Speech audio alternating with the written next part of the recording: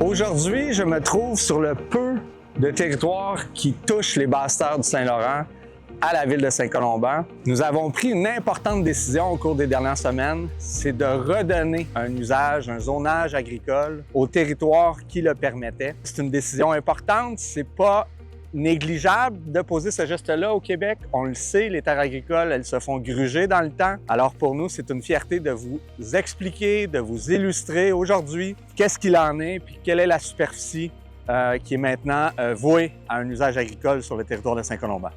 Pour vous permettre de comprendre le contexte géographique de la ville de Saint-Colomban, c'est important de savoir que nous nous situons vraiment au début du bouclier canadien. Entre la rivière du Nord et le début du bouclier canadien, on a le restant des basses-terres du Saint-Laurent. Ça représente une espèce de bande très allongée, mais très mince avant le bouclier canadien.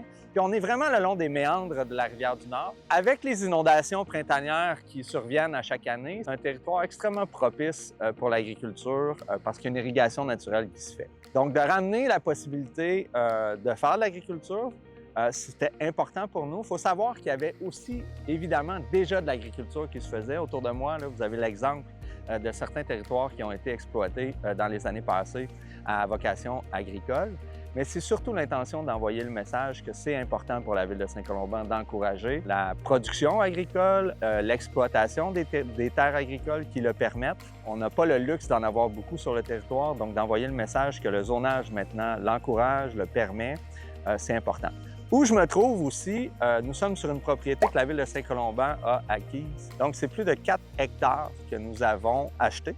Donc, nous avons pris possession. L'objectif, c'est d'en faire une promotion à court terme pour stimuler vraiment le développement de petits projets agricoles. On le sait, ça s'est vu dans différentes villes autour, que ce soit dans la MRC d'Argenteuil, dans la ville de Boisbriand.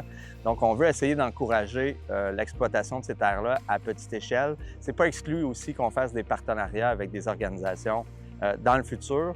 Donc, la vidéo, c'est aussi une façon de faire la promotion de ça. Donc, si vous avez des idées agricoles, des idées de projets qui pourraient facilement s'implanter ici, nous sommes très ouverts à les accueillir, à les développer avec vous pour pouvoir, évidemment, exploiter là, cette magnifique parcelle du territoire.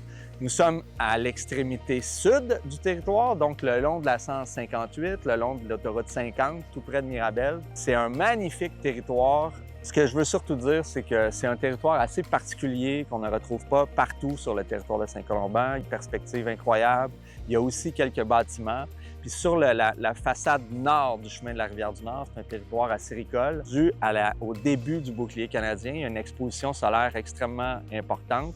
Puis vous le savez, quand il y a une production acéricole qui se fait, bien, la qualité du sirop dépend du gel la nuit et de l'ensoleillement le jour.